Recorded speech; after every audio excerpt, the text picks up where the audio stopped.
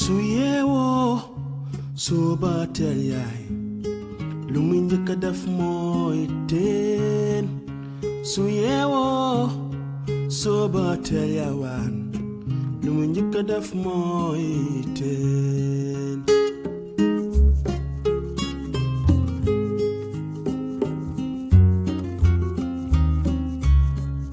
su yeewoo suba teel yaawaan lu muy njëkk a def mooy teen su yeewoo suba teel yaawaan lu muy njëkk a def mooy teen. RFM Matin. RFM Matin. émission bi yeewaa Sénégal. sunu gan kon Serigne Mboup salaamaaleykum. maaleykum salaam Babacar. maa ngi leen di nuyu Georges di nuyu nit ñi déglu ñëpp. ñu ngi lay gërëm ci teewaay bi nuyu itam Georges Déthié Diop Serigne Mboup maire Kaolack président chambre de commerce diwaan ga Kaolack ak mbootaayu chambre de commerce Sénégal gépp sax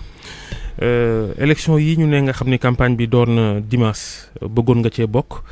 waaye dañ laa gàntal sa bokk googu ñu ngi ci àndaloon ndax ñu ni mbiru parrainage yu sooxe gannaaw li am na te kalaame ngeen ko ñaawlu ngeen ko waaye bay woy na mbuus fi ñu toll est-ce que élection yi am na koo ciy jàppale liste boo ciy jàppale ci juróom-ñett yi nga xam ni ñooy jongante. waa jërëjëf maa ngi leen di gërëm encore nga may ma féliciter ma encourager ñiy def bac tey waa Kaolack ak Sénégal gi yëpp ak tamit résultat yi nga xam ne nii Kaolack am na ko ci certificat bi 74% léegi la ma sama conseil bi ko yor ne ma depuis plus de c'est parmi les meilleurs scores bon jàppale candidat déedéet li tax mooy man dama ànd ak samay nit ànd nawle te dañoo composé woon ci gisin boo xam ne nii mooy ñun ñëpp dañuy ànd nawle ànd liggéey tey ci suñu biir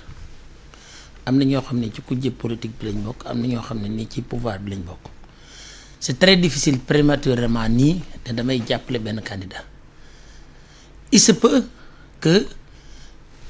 résultat yi nga xam ne mooy génn ci campagne bi ñu dajewaat xool ne candidat bi moo gën ci Kaolack ñu orienté vers foofu mais bu boobaa man dama ciy abstenir parce que man dama war a nekk maire ëllëg ku gagné rek da ngaa war a nekk mën a ànd ak man. loolu koy ragal pété la monsieur le maire.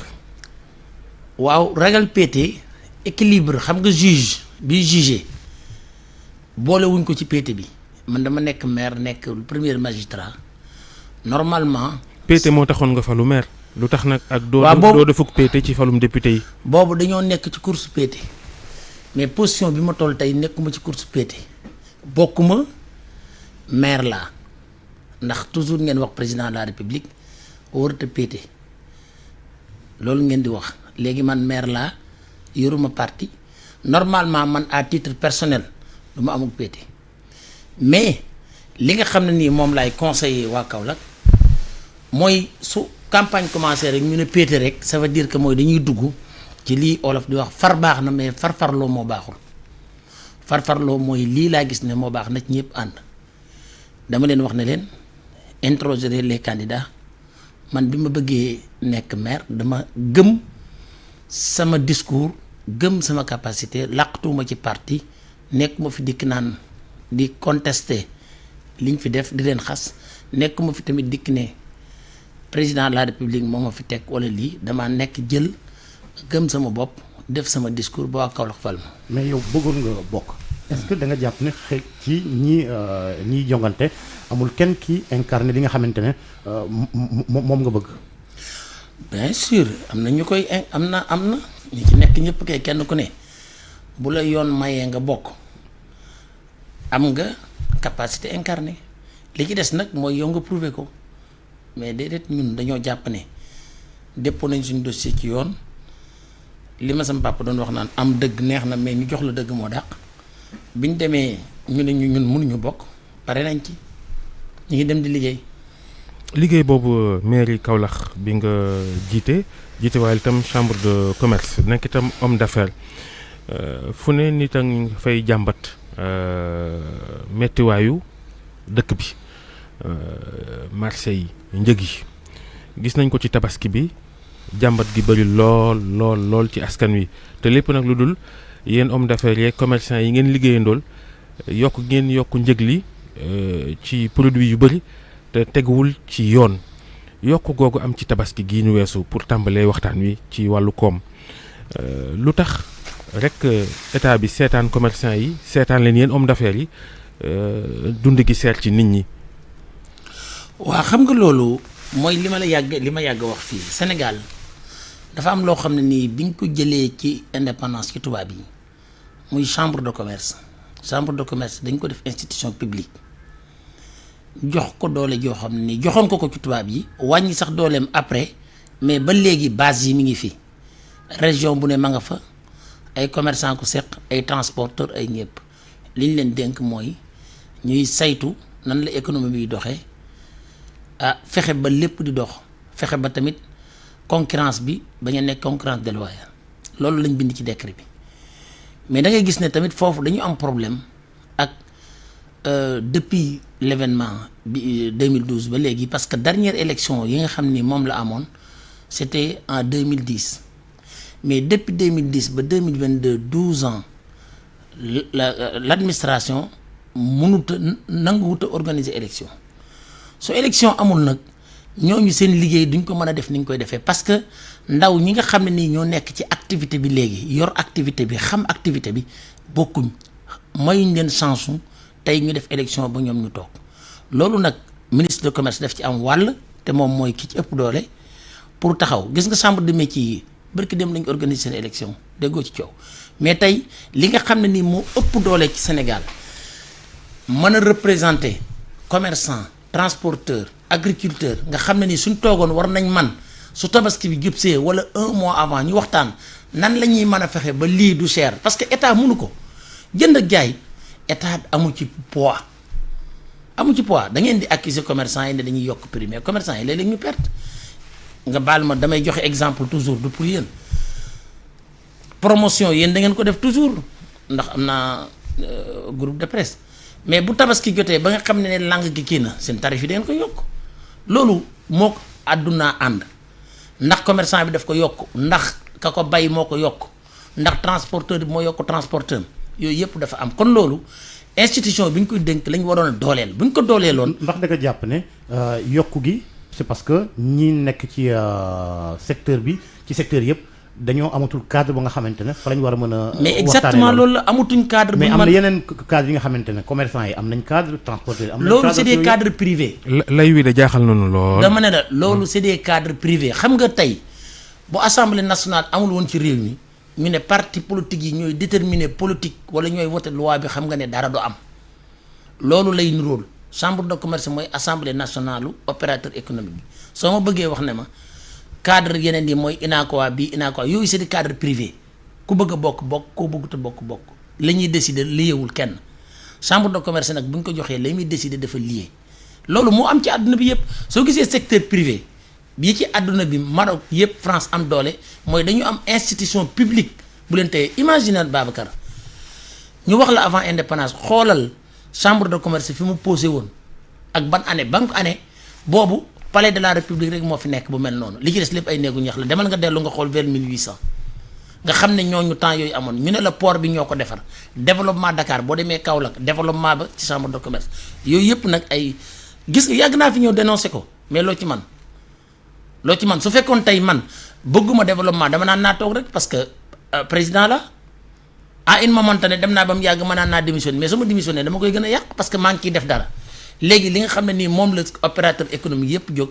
ñëpp war cee jóg ñu ne nañ organiser élection de représentativité ñi fi nekkoon ñun ñu fi yàggoon ñu jóge fi andi fi xale yi nga xam ne nii ñoom ñoo yor activité bi ñoo ko mën a liggéey loolu rek la moo fi am. mais lan moo ciy seen responsabilité yéen ñi nga xamante yéen a jiite. déedéet ñun amuñu responsable xam nga responsabilité mooy. sa mandat bu jeexee kay nga daan fonctionner. non da nga war a tekki sa ndombal tànk wala ngeen def lépp pour woote. xam nga loolu lan lay nuróol. ñu jox la ab oto di ko dawal nga dawal ba ci circulation bi gaare wàcc ko fa dawal dem sa yoon loolu baaxul loolu nit du ko def dafa am koo xam ne nii moom moo war a organiser moo war a taxaw